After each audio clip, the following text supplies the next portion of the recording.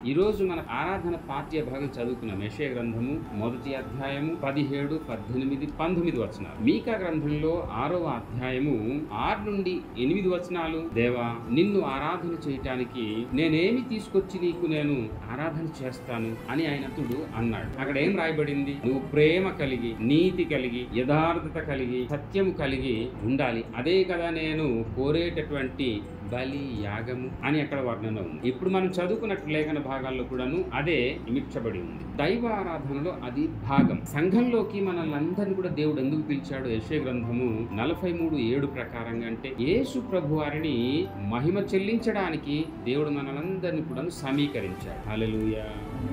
యేసు ప్రభు వారి భూమి మీద ఉండేటప్పుడు ఏం చెప్పాడంటే, మీరందరూ కూడాను అన్యుల ఎదుట మీ వెలుగును ప్రకాశింప చేయటానికి ఈ సత్కార్యాలు చేయాలి, అది నాకు మహిమ అని దేవుడు జ్ఞాపకం చేశాడు. మత్తయి సువార్త 5వ అధ్యాయము 16వ వచనం. కనుక ఇవన్నీ కూడాను ఆరాధనలో భాగం. హల్లెలూయా. మీరు పని పాటలు చేస్తున్నప్పుడు, ఉద్యోగాలు చేసుకుంటున్నప్పుడు, ఇంకేదైనా వ్యాపారం చేస్తున్నప్పుడు దాన్ని యథార్థంగా నిర్వర్తించడం దేవునికి ఆరాధన. దాన్ని నీతితో, నిజాయితీతో నిర్వర్తించడము దేవునికి ఆరాధన. అంటే దేవునికి మహిమ కాదంటారా? ఎస్. కనుక ఈ మాటలను మనం జ్ఞాపకం చేసుకోవాలి. ప్రభు ఇవన్నీ కూడాను మనకు వనగూర్చడానికి ఆయన భూమి మీదకి వచ్చి ఆయన రక్తాన్ని కార్చారు. ఆ ఫలితం ఏంటంటే మనలను పవిత్రులుగా చేశారు. ఈ రోజు మీరు నేను ప్రభువును ఆరాధన చేయాలంటే సామాన్యంగా కానే కాదు. ముందుగా మనము పవిత్రులవ్వాలి, ముందు మనము పరిశుద్ధులవ్వాలి. ఆ తర్వాతనే నువ్వు ప్రభువును ఆరాధన చేయటానికి యోగ్యత అనేది దొరుకుతుంది. హల్లెలూయా. గనుక ఈ సమయంలో ఈ బల్ల ఆరాధన, దీని కొరకు యేసు ప్రభు వారు ఏమని చెప్పారంటే మత్తయి సువార్త 26వ అధ్యాయంలో 17 నుంచి 30 వచనాలు మీరు చూస్తూ ఉండండి. నేను బల్ల విందు కొరకు, బల్ల ఆరాధన కొరకు, ఈ యొక్క ప్రభు సంస్కరణ అది కలిగి ఉండటానికి యేసు ప్రభు వారు తన శిష్యులను పిలిచి ఒక రోజు ఏమని చెప్పారంటే, అయ్యా, ఈ పట్టణానికి వెళ్ళండి, అక్కడ పెద్ద మనిషి గారు ఉన్నారు, ఆయనకి మీరు సంప్రదింపులు చేయండి, మా బోధకునికి, మా రక్షకునికి, మా దేవునికి ఈ విందును ఏర్పాటు చేసుకోవటానికి ఈ విడిగది కావాలని ప్రభువారు కోరారు అని చెప్పండి. వాళ్ళు వెళ్ళి అడిగారు, పర్మిషన్ ఇచ్చారు, ఆ విందును ఏర్పాటు చేశారు. హల్లెలూయా. సో ఇక్కడ మొదటి మాట మనం జ్ఞాపకం చేసుకుందాము. పస్కాను సిద్ధపాటు చేయి. మత్తయి సువార్త 26వ అధ్యాయము 17 నుండి 19 వచనాల్లో రాసి ఉంది. పస్కా అంటే ఏంటి? మన పితరులు ఐగుప్తు దేశంలో ఉన్నారు. అప్పుడు వాళ్ళకి మోసే ద్వారా దేవుడు చెప్పాడు. ఏం చెప్పాడంటే, మీ కుటుంబాల్లో ఎంతమంది ఉన్నారో అంతమందికి సరిపడేలా ఒక మేకను గాని ఒక గొర్రెను గాని తీసుకోండి, కొన్ని రొట్టెలు కాల్చండి, దాన్ని బలిచ్చి అది ఇది రెండు కూడాను మీరు భుజించాలి నా నామంలో అని ప్రభువారు చెప్పారు. పస్కా అంటే సింపుల్ గా చెప్పడానికి ప్రభువు చెప్పినటువంటి ఆ ప్రకారంగా ఒక జంతువును, ఒక పశువును తీసుకొని ప్రభు నామంలో వధించి దాన్ని ప్రభువు చెప్పినట్లుగా భుజించడం ఉద్దేశం. అది నిర్గమకాండము 12వ అధ్యాయం మొదటి 7 వచనాల్లో రాసి ఉంది. ఆ విధానంలో ప్రభువారు ఏం చెప్పారంటే మోసే ద్వారా, మీరు ఆ గొర్రెను బలిగా అర్పించి ఆ యొక్క గొర్రె, ఆ పశువు యొక్క రక్తాన్ని తీసుకొని మీ ద్వారబంధంలో సిలువ గుర్తు అడ్డగా నిలువుగా దాన్ని ఒక గుర్తును మీ ద్వారబంధంలో పెట్టుకోవాలి, రాయాలి అని దేవుడు చెప్పాడు.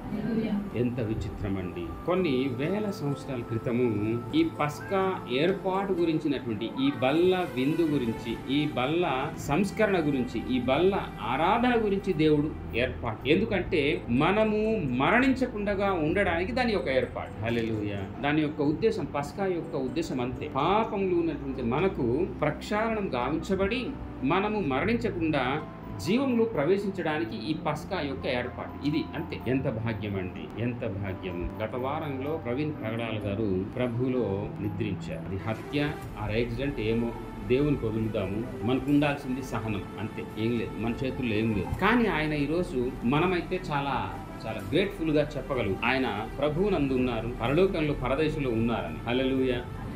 ఇది చాలా భాగ్యం, చాలా భాగ్యం. అతను ప్రభు కొరకు హతసాక్షులు అయ్యారు. కనుక ఈ సమయంలో మనం జ్ఞాపకం చేసుకుందాము, ఆయన శరీర రీతిగా మరణించారు గాని ప్రభువులో నిరంతరం జీవించేటటువంటి పరదేశంలో ఉన్నారు. ఇదే కదా మన క్రైస్తవ నిరీక్షణ. దీని కొరకు అనాది కాలంలో దేవుడు ఈ పస్కాను ఏర్పాటు చేశాడు. మనం నిత్య జీవంలో ప్రవేశించడానికి, ప్రభువును ఎల్లా కాలం మనం ఆరాధన చేయటానికి, సంఘానికి ఆయన పరిశుద్ధపరిచేటటువంటి కార్యక్రమమే ఈ యొక్క పస్కా యొక్క ముఖ్య ఉద్దేశం. ఈ సమయంలో మనం జ్ఞాపకం చేసుకుందాము. ఈ సిద్ధపాటు ఏర్పాటు వరకు శిష్యులతో ప్రభు చెప్పాడు. అయితే వాళ్ళెళ్ళి ఈ విధంగా సిద్ధపాటు చేశారు. ఈ బల్లను ఏర్పాటు చేయటానికి ప్రభు చెప్పినట్లుగా వాళ్ళు చేశారు కాబట్టి ఆ రోజు ఆ విందు, ఆ బల్లను, ఆ ప్రభు సంస్కరణను శిష్యులు ప్రభు ఇచ్చినటువంటి ఏర్పాటు ప్రకారంగా వాళ్ళు తీసుకోవడం జరిగింది. ఈ రోజు మనం కూడా ప్రభు చెప్పినట్లుగా చేయుట ద్వారా ఈ బల్ల యొక్క విశిష్టమైనటువంటి ఆశీర్వాదం మన జీవితానికి అన్వాయింపు జరుగుతుంది. హల్లెలూయా. ఏంటంటే ప్రభు ఎలా చేయమన్నాడో అలా చేయాలి. మన పూర్వీకులకు దేవుడు చెప్పాడు, ఒక మేకను తీసుకోండి, ఒక గొర్రెను తీసుకోండి, దాన్ని వధించండి, కొన్ని రొట్టెలు చేయండి, ఈ విధంగా నా నామంలో ప్రార్థన చేస్తుందని మీరు భుజించండి. కానీ ఆ రక్తము ఆ ద్వారబంధనకు రాస్తే నేను నగర సంచారానికి వచ్చేటప్పుడు దుష్టుడు అంటే సంహారకుడు సంహరించకుండా నేను మీ యొక్క కుటుంబాన్ని జీవంలోకి నడిపిస్తాను. కానీ ఎవరైతే కలిగి లేరో ఈ విధంగా గుర్తు, ఆ రక్షణ గుర్తు ఎవరికైతే లేదో ఆ మృత్యువు ఆ యొక్క ఇంటి యొక్క జ్యేష్ఠునికి కబలిస్తుంది అన్నటువంటి సత్యాన్ని దేవుడు అప్పుడు మోసే ద్వారా చెప్పి ఉంది. సో ఈ రోజు ఇక్కడ మనకి ఈ విషయం మనకేం తెలియజేస్తుంది అంటే దేవుడు చెప్పినట్లు చేయుట ద్వారా మనము మరణంలో నుండి జీవంలోనికి దాటేటటువంటి ప్రక్రియలోకి వెళ్ళగలుగుతాము అన్నటువంటిది ఈ మాట మనకు జ్ఞాపకం చేస్తుంది. ఏది ఏమైనా కానీ నెలకొక్క మారైనా కానీ ప్రభువు చెప్పినటువంటి ఆ యొక్క సూత్రాల ప్రకారంగా మనం దీన్ని అన్వయించుకున్న ద్వారా మన జీవితానికి కావాల్సినటువంటి బల్ల యొక్క ఆశీర్వాదం మనం పొందుతున్నాం. ప్రభు చెప్పినట్లుగా మనం చేయుట ఆవశ్యకం. ఈ బల్లలో ఇలా మనం పాల్గొనడం ద్వారా ఎన్ని ఆశీర్వాదాలు ఉన్నాయి. ప్రభు చెప్పినట్లుగా చేయుట ద్వారా అంటే ప్రభు యొక్క శరీరానికి, ప్రభు యొక్క రక్తానికి ముంగుర్తుగా ఉన్నటువంటి రొట్టె ద్రాక్షారసము. అవునా? ఈ రొట్టె ద్రాక్షారసములు ప్రభు చెప్పినట్లుగా శిరమును వంచి దాన్ని మనం స్వీకరించడం ద్వారా మనకు పాప క్షమాపణ జరుగుతుంది. మత్తయి సువార్త 26వ అధ్యాయము 28వ వచనంలో ఉంది. రెండవదిగా క్రొత్త నిబంధనలో మనము పాల్గొంటాం. లూకా సువార్త 22వ అధ్యాయం 20వ వచనం. మూడవదిగా నూతనమైన జీవము కలుగుతుంది. యోహాను సువార్త 6వ అధ్యాయము 53 నుంచి 54 వచనాలు. తర్వాత ఇంకేంటి? దేవుని యందు మనము, మన యందు ప్రభు ఉండేటటువంటి భాగ్యము కలుగుతుంది. యోహాను సువార్త 6వ అధ్యాయం 56వ వచనం. ఇంకా నీతిమంతులుగా తీర్చిదిద్దబడి, ఇందాక మన వాగ్దానం చదువుకున్నాం, బల్లలో పాల్గొనట ద్వారా నీతిమంతులుగా మనం తీర్చిదిద్దబడతామన్న ఉద్దేశాన్ని రోమపత్రిక 5:9లో రాసి ఉంది. తర్వాత ఇంకేం కలుగుతుంది అంటే విమోచన కలుగు. ఎఫెసీ పత్రిక 1వ అధ్యాయము 7వ వచనం. అంటే మన పాపముల నుండి మనము క్షమించబడుతున్నాము అన్నటువంటి ఉద్దేశం. విమోచన అంటే క్షమించబడు, విడిపించబడు. తర్వాత ఇంకేం కలుగుతుంది అని మనం ఆలోచన చేసినట్లయితే సుదూర ప్రాంతాలకు మనం అందరం చెందిన వారం కదా, అవునా? సమీపస్తులుగా ఒక కుటుంబంగా జీవించే భాగ్యము కలుగు. ఎఫెసీ పత్రిక 2వ అధ్యాయము 13, 14, 15 వచనం. తర్వాత ఇంకొక కుటుంబంగా మనం జీవించే ధన్యత, యోగ్యత, భాగ్యము కలుగుతుంది. ఒక సంఘముగా దేవుని ఇంటి వారముగా జీవించే యోగ్యత, ధన్యత, భాగ్యము కలుగుతుంది. అదే ఎఫెసీ పత్రిక 2వ అధ్యాయము అదే 13 వచనం నుంచి చిట్ట చివరి వచనం వరకు, అంటే 22వ వచనం వరకు. 19వ వచనం చాలా సరాసరిగా చెప్తాం. ఇంకేం మరి ఈ విందులో, ఈ బల్ల ఆరాధనలో పాలు పంపులు పొందితే ఏం జరుగుతుంది అంటే ఒకరితో ఒకరికి సమాధానము. ఎక్కడుంది మాట? ఒకరితో. అదే ఎఫెసీ పత్రిక 2వ అధ్యాయంలోనే ఈ మాట కూడా ఉంది. 13, 14, 15 వచనాల్లోనే ఈ మాట కూడా ఉంది. సమాధానం కలుగుతుంది. తర్వాత ప్రభువుతో సమాధానం కలుగుతుంది. ఏమండి? ప్రభువుతో సమాధానం కలుగుతుంది. మీకు ఇందాక మనము ఆరాధన పాఠ్య భాగం చదువుకున్నాం. ఏం చదువుకున్నాము? యెషయా గ్రంథము 1వ అధ్యాయము 17, 18, 19 వచనాలు. మీరు మీ పాపములు రక్తము వలె ఎర్రవైనను అది హిమము వలె తెల్లబడును, నలుపైనా గాని గొర్రెబొచ్చు వలె తెల్లవగును అని ప్రభువారు అక్కడ మన వివాదాన్ని తీర్చుకోవటానికి ఆహ్వానం చేశారు. అక్కడ ఉంది ఆ మాటలు. నా మాటలు విని మీరు నాతో సమాధాన పడితే, అంటే సమ్మతిస్తే అన్న మాట అక్కడ ఉంది. సమాధానానికి పర్యాయ పదం. నా మాటలు మీరు విన్నట్లయితే, ఈ విధంగా మీ పాపాన్ని మీరు ప్రక్షాళన గావించుకున్నట్లయితే మీరు నన్ను ఆరాధన చేయడానికి యోగ్యులు. తద్వారా ఏం కలుగుతుందో తెలుసా? ఈ భూమి యొక్క మంచి పదార్థాలు అనుభవించే కృప మనందరికీ కలుగును గాక. ఎన్ని గొప్ప ఆశీర్వాదాలండి. బల్ల ఆరాధనలో మనం పాల్గొనుట ద్వారా బ్రదర్ గారు చక్కగా ఆయన ముందుగానే ప్రార్థన చేశారు. ఆయన ఈ రోజు బల్ల ఆరాధన ఉంది ప్రభువా, దీని యొక్క లాభాలు మీరు మాకు అనుగ్రహించండి అని ఆయన జ్ఞాపకం చేశారు ప్రార్థనలో. హల్లెలూయా. కనుక ఈ బల్ల విందులో, ఈ బల్ల ఆరాధనలో, ఈ ప్రభు సంస్కరణలో మనం పాల్గొంటే ఎన్ని గొప్ప ఆశీర్వాదాలు ఉన్నాయి. ఇంకా మనకు పవిత్రత కలుగుతుంది కదా. ఇందాక మనము వాగ్దానాన్ని కూడా జ్ఞాపకం చేసుకున్నాం.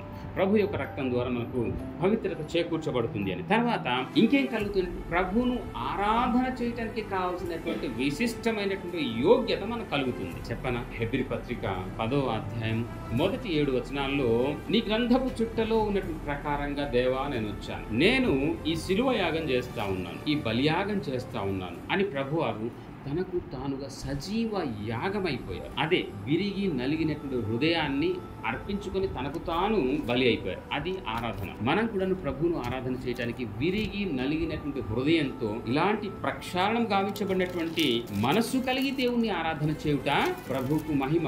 ఇన్ని ఆశీర్వాదాలు మనం పొందాలి కనుక బల్లలో పాల్గొనటానికి, ఈ బల్ల ఆరాధన అని అంటానికి ఇదన్నీ కూడా కారకాలు. కనుక సంఘమా, ప్రభువును ఆరాధన చేయటానికి తప్పకుండా మనము ప్రక్షాళించబడినటువంటి మనస్సు గలవారై ఇందు మనము ఈ బల్లలో పాల్గొంటే అది దేవునికి మహిమ, పాల్గొన్న వారికి ఆశీర్వాదం. ఇవేమి లేకుండగా, ఈ అర్హతలంతా కూడా మనం ఏం లేకుండగా అయ్యో పాస్టర్ గారు వస్తా ఉన్నారు, అదే ద్రాక్ష రసం రొట్టె ఇస్తా ఉన్నారని చాలా ఆర్డినరీగా ఎప్పుడు తీసుకోవచ్చు. అది మంచిది కాదని పౌలు గారు అని. కనుక దీన్ని ఎంత మనం ఘనపరిస్తే అన్ని గొప్ప ఆశీర్వాదాలు మనం వ్యక్తిగతంగా పొందుకుంటాం. ప్రభు వారు చెప్పారు శిష్యులకు, ఆ విధంగా ఆయన ఏర్పాటు చేశారు. తర్వాత ఇంకొక మాట మనం 1-2 చాలా టూకీగా నేను జ్ఞాపకం చేసేస్తాను. ఇక రెండో మాట ఏంటంటే, ఇక్కడ యూదాను గురించిన ప్రస్తావన ఉంది. యేసు ప్రభు వారు మీరు వెళ్ళి ఆ యజమానికి అడగండి, అక్కడ మనం బల్లారాధన చేద్దాము అని చెప్పిన తర్వాత వాళ్ళు చేశారు. అక్కడికి ప్రభు శిష్యులు అందరు వెళ్ళారు. యేసు ప్రభు వారు ఏమని చెప్పారు, రెండో మాట వినాలి జాగ్రత్త సుమ. ఏమని చెప్పారంటే, ఇప్పుడు నన్ను అప్పగించడానికి ఒక అతను రెడీగా ఉన్నాడు అంటే నేనా ప్రభువా అని వాళ్ళు అన్నారు. మత్తయి సువార్త 26వ అధ్యాయంలో 20-25 వచనాల్లో ఈ మాటలు రాయబడి. నేనెందుకు ఈ మాట మీకు జ్ఞాపకం చేస్తా ఉన్నాను అంటే, ప్రభువును అప్పగించడం అంటే యేసు ప్రభు వారు ఏమని చెప్పారంటే, అంత్యకాలంలో మిమ్మల్ని మీరే అప్పగించుకుంటారు అని ప్రభు వారు సెలవు. మిమ్మల్ని మీరే అప్పగించుకుంటారు, ఒకరినొకరు అప్పగించుకొని మీరు శ్రమలు శోధనలు పాలవుతారు, నా కొరకు హతసాక్షులు చాలా మంది అవుతారని ప్రభు వారు చెప్పారు. ప్రభు చెప్పింది ఇప్పుడు జరుగుతుంది కాబట్టి మనం ఎంతో ధన్యులం. మన ప్రభు వారు చెప్పిన ప్రకారం జరుగుతుంది కాబట్టి సంతోషించాలి. హల్లెలూయా. సో ఇక్కడ అలాగే మీలోనే ఒకరున్నారు, అతను నాకు అప్పగిస్తాడు. నేను ఎందుకు ఈ ప్రస్తావన చేస్తున్నాను అంటే, సంఘమా, దేవుడిచ్చినటువంటి ఈ ఆయుష్ కాలంలో మనం ఏం చేయాలని అంటే, ఇస్కరియోతు యూదా దేవునికి అప్పగించటానికి దేవుని యొక్క ఏర్పాటు. కానీ ప్రభువే ఇలాంటి వాళ్ళు లేకుండుట మంచిది, ఒకవేళ ఇలాంటి మనసు కలిగి ఉండుట ఇది శ్రమ అని ప్రభువారు అన్నారు. మరి మీ కుటుంబాల్లో ఈ యోగ్యత ధన్యత లేకపోయినటువంటి అబాధ్యులుంటే ఎంత దురదృష్టకరం. ఈ మాట అర్థం చేసుకోవాలి మీరు. కుటుంబంలో మనమందరం కూడా ఉన్నాము, మరి బల్ల విందులో పాల్గొంటుంది. ఇన్ని ఆశీర్వాదాలు ఉన్నాయి. ఈ ఆశీర్వాదాలన్నీ కూడా ఆయనకి లేకుండగా ఉంటే ఎలాంటి అభద్రత భావం అది. ఇస్కరియోతు యూదాకు పశ్చాత్తాపం పడేటటువంటి వెసులుబాటు ఉండింది. బల్లలో పాల్గొనటానికి పరిశుద్ధ మనస్సు కావాలి, పశ్చాత్తాప మనస్సు కావాలి, క్షమనుందే హృదయం కావాలి కదా. ధైర్యంతో ఈ బల్ల కృపాసనంకి చేరుకునే మనస్సు ఉండాలి మనం. ఇవన్నీ కూడా లేకుండా బల్లని నువ్వు ఎలా పాల్గొంటావు బల్లలో? అవునా? దేవుని యొక్క శిష్యుడుగా ఉండి ఆయన ఇవన్నీ ఏం చేయలేదు, కానీ ఊరేసుకొచ్చి చనిపోయాడు ఆయన. అంతా కావాలా? సో మన కుటుంబాల్లో కూడాను మనం ఎలా ఉండాలంటే పశ్చాత్తాపం పొందినట్టు వారుగా ఉండాలి, మారు మనసు పొందినట్టు వారుగా ఉండాలి, పరిశుద్ధమైన మనస్సు కలిగినట్టు వారుగా ఉండాలి, రక్షింపబడినటువంటి వారుగా ఉండాలి. ఇంకొక సంగతి ఏం తెలుసా, ఈ బల్లలో పాల్గొనటానికి అప్పుడు ప్రభువారు ఏం చెప్పారంటే, మీరు మీలో సున్నతి లేని వారిది తీసుకోకూడదు అని ప్రభువారు చెప్పారు. సున్నతి అంటే ఈ కాలంలో కొత్త నిబంధన ప్రకారం బాప్తిస్మము. హల్లెలూయా. కనుక ఇన్ని బల్లలో పాల్గొనటానికి షరతులు ఉన్నాయి, దేవుడు విధించాడు అవన్నీ కూడాను. ఇవన్నీ కూడాను కలిగి మనం బల్లలో పాల్గొంటే ఆ నిత్య జీవంలో ప్రవేశిస్తామని ప్రభువారు చెప్పారు. ఇవే కదా లేకుండగా ఇస్కరియోతు యూదా ఊరేసుకుని చనిపోయాడు. వాక్యం వింటున్నటువంటి మన కుటుంబాలకి అది జరగకూడదు. వింటున్నారా? కనుక 4వ మాట మనం జ్ఞాపకం చేసుకున్నట్లయితే, యేసు రక్తం, యేసు ప్రభువారి యొక్క శరీరము, ఆయన రక్తము మనము తిని త్రాగుట ద్వారా నిరంతరము జీవిస్తాము. పాపము ప్రక్షాళనకి పొందినటువంటి ఆ నిత్యజీవం, పరిశుద్ధత, మహిమాన్విత జీవితంలోకి మనము వెళ్ళగలుగుతాము అన్న ఉద్దేశాన్ని ఇక్కడ చాలా ప్రస్ఫుటంగా దేవుడు సెలవిచ్చాడు. అదే మత్తయి సువార్త 26వ అధ్యాయంలో 26, 27, 28 వచనాల్లో రాసి ఉంది ఆ మాటలు. అనేకుల యొక్క క్రయధనమైనటువంటి రక్తము నా శరీరము అని ప్రభువారు అక్కడ సెలవిచ్చారు. కనుక మరి క్రీస్తు శరీరము, రక్తము ఈ తన శరీరానికి సంబంధించినటువంటి అర్థంగా ఈ రొట్టె ద్రాక్షరసం మనం తిని త్రాగుట ద్వారా ఈ లోకానికి జయిస్తాము అని, నిరంతరం మీరు జీవిస్తారని యోహాను సువార్త 6వ అధ్యాయము 47 నుండి 51 వచనం లోపల రాసి ఉంది. ప్రతి సందర్భంలో మనం చదువుతూనే ఉంటాం. చిట్ట చివరి మాట ఏంటంటే ఈ బల్ల విందు ఏర్పాటు. దేవుని యొక్క ఉద్దేశం ఏంటి తెలుసా? ప్రభు యొక్క పరలోక రాజ్యాన్ని సుస్థిరం చేయడం. ప్రభు యొక్క రాజ్యాన్ని సుస్థిరం చేయటం, ఆ రాజ్యంలో మీ అందరికీ భాగస్థులుగా చేయటం. ఎంత ధన్యత, ఎంత యోగ్యత! అందుకొరకే ఈ సంఘానికి యేసు ప్రభు వారు తన యొక్క రక్తాన్ని కార్చి దీన్ని పరిశుద్ధపరచారని అపోస్తలుల కార్యము 20వ అధ్యాయం 28వ వచనంలో రాయబడింది. నా స్వరక్తం ఇచ్చి ఈ సంఘాన్ని నేను కొన్నాను అని పౌలు ద్వారా దేవుడు అన్నాడు. తర్వాత మీరు ఎఫెసు పత్రిక 5వ అధ్యాయము 27వ వచనంలో చూసినట్లయితే ముడతైనను మచ్చైనను కలంకమైనను ఏదైనను దేవుడు దాన్ని అతి పరిశుద్ధం చేశాడు. దాన్ని దేవుడు ఈ సంఘాన్ని అంతగా దేవుడు హెచ్చించాడు. ఇక్కడ ఎవరు ఉంటారంటే అందరు కూడా దేవుని చేత విమోచించబడిన వారు, విడుదల పొందినటువంటి వారు, తర్వాత పాపము ప్రక్షాళించబడినటువంటి వారందరూ కూడా ఇక్కడ ఉంటారు. ఇది దేవుని యొక్క రాజ్యం. రాజులైన, యాజక, తన సొత్తైన పరిశుద్ధమైన జనాంగం ఇది. కాదంటారా? మీకెవరికైనా ఈ యోగ్యత లేకున్నట్లయితే ఇదే సరైన సమయం. ప్రభువా, నా జీవితంలో నీ సేవకుని ద్వారా మాట్లాడినటువంటి ఈ యోగ్యత లేదేమో, పరీక్ష చేసుకోవాల్సినటువంటి సమయం ఇది. బల్లలో పాల్గొనడానికి ఈ షరతులన్నీ కూడా నువ్వు కలిగి ఉండాలి. తర్వాత చిట్ట చివరి మాట ఏంటంటే దేవుని యొక్క రాజ్యం యొక్క సుస్థిరం చేయడానికి ఏర్పాటు. ఈ బల్లలో పాల్గొనడం అంటే ఆసామాసి కాదు. ప్రకటన గ్రంథము 1వ అధ్యాయము 6వ వచనము, తన రక్తము వలన మన పాపముల నుండి మనలను విడిపించిన వానికి మహిమయు ప్రభావమును యుగ యుగములు కలుగును గాక. తర్వాత ఆయన మనలను పరలోక రాజ్యం గూర్చి ఈ పెద్ద రాజ్యాన్ని దేవుడు సుస్థిరంగా ఏర్పరిచాడు. చాలా ఆ రాజ్యంలో మీరు నేనెవరో తెలుసా? ప్రభువును ఆరాధన చేసే యాజకులము. ఎంత ధన్యత అండి, ఎంత భాగ్యం! ఈ బల్లలో అంత విశిష్టత ఉంది. మరి ఈ బల్ల ఆరాధనలో అంత గొప్ప ప్రస్థానం ఉంది. ఏదో పాస్టర్ గారు వస్తా ఉన్నారు, ఏదో ఇచ్చేస్తా ఉన్నారు, మనం తినేస్తా వెళ్ళిపోదాం. కాదు. ఈ యోగ్యతలు లేకున్నట్లయితే మీరు ఇందులో చేయి పెట్టడానికి కూడా యోగ్యులు కారు. అర్థమైందండి? ఇంత యోగ్యతను ఆయన సంతరింపు చేయడానికి పరలోకం నుండి భూలోకానికి దిగి వస్తే మనం చెప్పడం వరకే, బాబు ఇది పద్ధతి కాదు, ఇది పద్ధతి, ఇది ఆర్డర్, దేవుడు ఇచ్చినటువంటి ఆర్డర్, ఇది నువ్వు ఇలా ఉండాలి, ఇది అప్పుడే నువ్వు సంఘంలో పరిశుద్ధుడిగా ఉంటావు, దేవునికి యాజకుడుగా ఉంటావు, దేవుని ఆరాధించడానికి నీకు యోగ్యత ఉంటుంది. పరలోకంలో కూడా ఆ రోజున నువ్వు అలాగే అక్కడ షిఫ్ట్ అవుతావు. నువ్వు ఇది మన బాధ్యత చెప్పడం వరకే. మీరు పాటించకపోతే అది మీ విఘ్నత, దేవుడు చూసుకుంటాడు మీ విషయంలో. నేనైతే చెప్పి నేను నిర్దోషి అవ్వటం నా యొక్క కర్తవ్యం అది. ఓకే, కనుక మనమందరూ కూడా ఎందుకు ఈ బల్లలో పాల్గొవాలంటే పరిశుద్ధులుగా ఉండటానికి, ఆ నిత్య నివాస రాజ్యంలో చేరి ప్రభువును ఆరాధన చేయడానికి. ఇవన్నీ కూడా దేవుని యొక్క ఏర్పాటు అయి ఉంది. కనుక ఇలాంటి గొప్ప భాగ్యము మనందరికీ దేవుడు ప్రసాదించి ఈ బల్ల యొక్క విశిష్టతను మీరు సంతరింప చేసుకొని బల్లలో పాల్గొనాలని నేను మీకు ప్రభు నామంలో జ్ఞాపకం చేస్తా ఉన్నాను. అలాంటి గొప్ప కృపా భాగ్యం దేవుడు మనకందరికీ అనుగ్రహించి దీవించి సహాయపడి నడిపించును గాక.